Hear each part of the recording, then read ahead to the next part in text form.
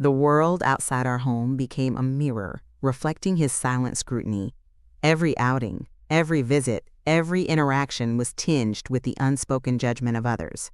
Neighbors would offer sympathetic glances, their eyes lingering on my 7 daughters, then subtly shifting to him, a silent question hanging in the air. Friends would offer well-meaning advice, their words carefully chosen, avoiding any direct mention of his coldness, yet their concern was palpable.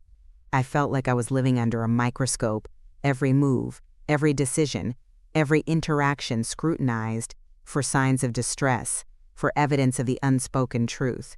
He, meanwhile, maintained his facade of normalcy, a master of deception. In public, he would offer a perfunctory smile, a fleeting touch, just enough to deflect suspicion, to maintain the illusion of a loving family.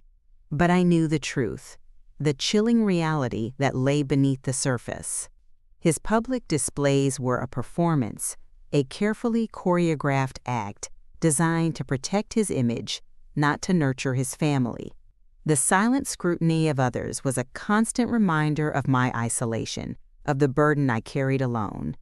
I longed to confide, to scream, to expose the truth of his cruelty, but fear held me captive, not for myself but for my daughters.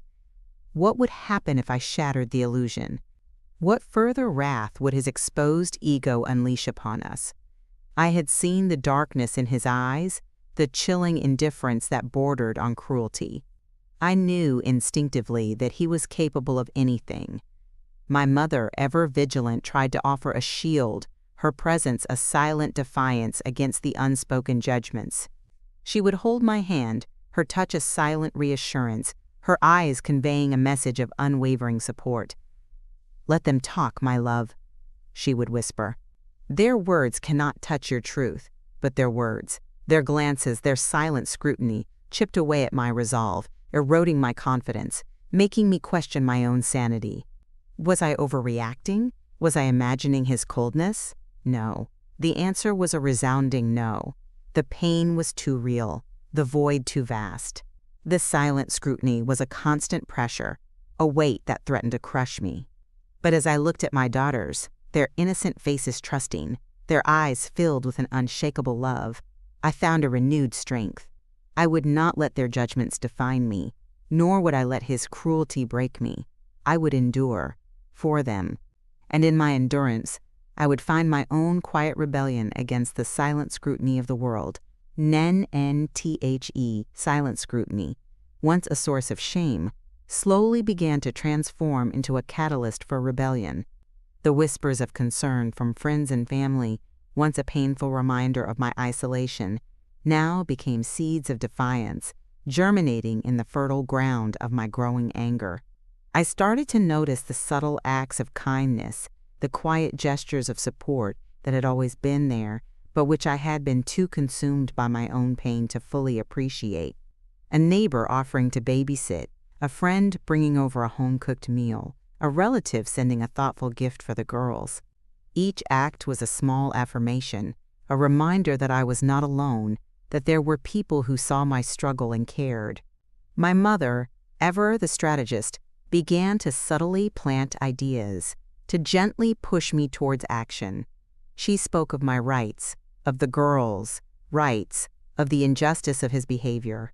She introduced me to stories of other women who had overcome similar struggles, their resilience, a beacon of hope in my own darkness. I started to read, to research, to educate myself about legal options, about support networks, about ways to reclaim my life. The fear was still there, a constant companion, but it was now tempered by a growing sense of empowerment. I began to see the cracks in his carefully constructed facade, the subtle signs of his insecurity, his fear of exposure. He thrived on control, on my silence, on my fear. But with each seed of rebellion that took root within me, his grip began to loosen, his power to wane. I started to speak up, subtly at first, then with increasing confidence. I would challenge his dismissive remarks, question his arbitrary rules, assert my own needs and the needs of my daughters. The change was imperceptible to him at first, a slow burn that he dismissed as postpartum hormones. But it was a fire, steadily growing, fueled by a righteous anger and an unwavering love for my children. The seeds of rebellion had been sown, and they were beginning to sprout, promising a harvest of freedom and justice. The path ahead would be fraught with challenges, but I was no longer walking it alone. I had an army of silent supporters and a growing strength within me that would not be denied. The rebellion had begun, and I was ready to lead it. The seeds of rebellion had blossomed into a full-blown determination, and the time had come for the unveiling of truth. The carefully constructed facade he had maintained for so long was about to crumble, exposed by the relentless light of reality. I had meticulously documented everything, every cruel word, every dismissive glance, every act of neglect. My mother, my unwavering ally, had helped me gather evidence, compiling a dossier of his indifference that was both heartbreaking and damning. We had consulted with lawyers, their faces grim as they absorbed the details of my living nightmare. They assured me that justice, though often slow, would prevail. The fear was still a cold knot in my stomach, but it was now overshadowed by a fierce resolve. This wasn't just about me, it was about my daughters, their right to a life free from the shadow of his rejection. The day I served him with the divorce papers was a blur of emotions. His face, usually so impassive, contorted into a mask of shock and disbelief, then quickly hardened into a familiar mask of rage. He tried to intimidate me, to threaten me, to remind me of his power. But I no longer cowered. I met his gaze, my own eyes reflecting a newfound strength, a quiet defiance that surprised even myself. The battle lines were drawn. He was the oppressor, and I, with my 7 innocent daughters, was the warrior. The legal proceedings began, a grueling process of depositions, hearings, and endless paperwork. He tried to discredit me, to paint me as an unstable, vengeful woman.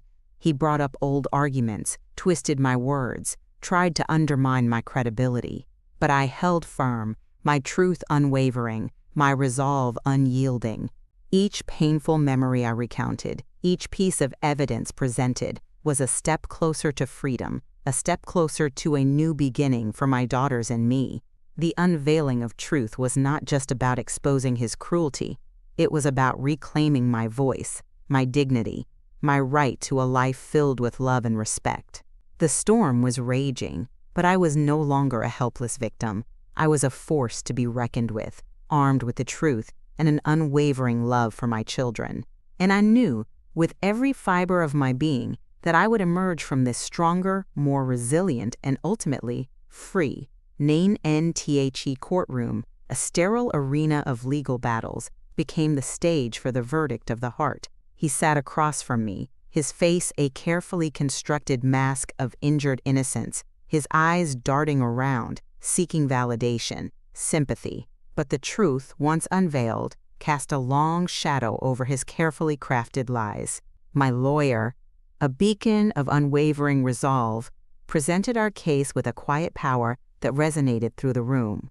She laid bare his chilling indifference, his profound rejection of his own daughters, his systematic emotional abuse. The testimony of my mother, my friends, and even some of his own relatives painted a damning picture of a man devoid of empathy, consumed by his own selfish desires. I testified, my voice clear and steady, recounting the painful details of his refusal to acknowledge his children, his refusal to carry them, his refusal to love them. I spoke of the silent suffering, the unseen burden, the empty cradle of his affection. My words were not filled with anger, but with a quiet sorrow, a profound disappointment that resonated with the judge, a woman whose eyes held a deep understanding.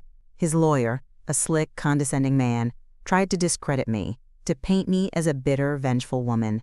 He twisted my words, questioned my motives, tried to undermine my credibility. But I held firm, my gaze unwavering, my truth undeniable. The judge listened intently, her expression unreadable, but I could feel the weight of her consideration, the gravity of her decision. The hours dragged on, each moment a test of endurance, a battle of wills. But through it all, I held on to the image of my daughters, their faces a constant reminder of what I was fighting for. The verdict, when it finally came, was not just a legal pronouncement, it was a verdict of the heart. He was found guilty, not just in the eyes of the law, but in the eyes of humanity. His lies were shattered, his cruelty exposed, his indifference laid bare for all to see. The reckoning was complete, and for the first time in a long time, I could breathe freely, the suffocating weight lifted from my chest. The battle was won, but the war for healing had just begun. And I knew, with a certainty that transcended all doubt, that my daughters and I would emerge from this stronger, more resilient, and ultimately free.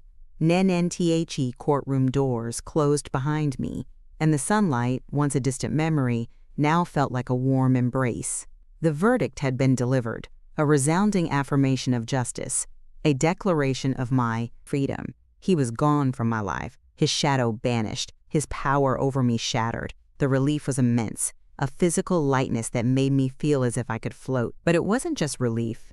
It was a profound sense of peace, a quiet joy that settled deep within my soul. My mother was there, her arms open, her eyes brimming with tears of pride and love. We embraced a silent communion of shared struggle and hard-won victory. The journey had been long and arduous, filled with pain, fear, and uncertainty. But we had emerged, bruised but not broken, stronger than ever before. Returning home, the house no longer felt like a prison. It was a sanctuary, a blank canvas, waiting to be filled with new memories, new laughter, new beginnings. I looked at my daughters, playing in the living room, their innocent giggles echoing through the once silent halls. They were thriving, blossoming, their spirits untouched by the darkness that had once threatened to consume us. I began to rebuild my life piece by piece with the unwavering support of my family and friends. I found a new job, enrolled in classes, and started to rediscover the woman I had been before the storm. The scars remained, a testament to the battles I had fought, but they no longer defined me. They were a reminder of my strength, my resilience, my capacity for survival. And as I watched my daughters grow, their personalities blooming, their futures stretching bright before them, I knew that every struggle, every tear, every moment of fear had been worth it. Justice had found its way, not just in the courtroom, but in the quiet triumph of our everyday lives. We were free, we were safe, and we were loved. The embrace of a new dawn had arrived, and it was more beautiful than I could have ever imagined. My story was not one of victimhood, but of victory, a testament to the enduring power of love, resilience, and the unwavering pursuit of justice. And as I held my daughters close, I knew that our future, unburdened by the past, was finally ours to write. Man,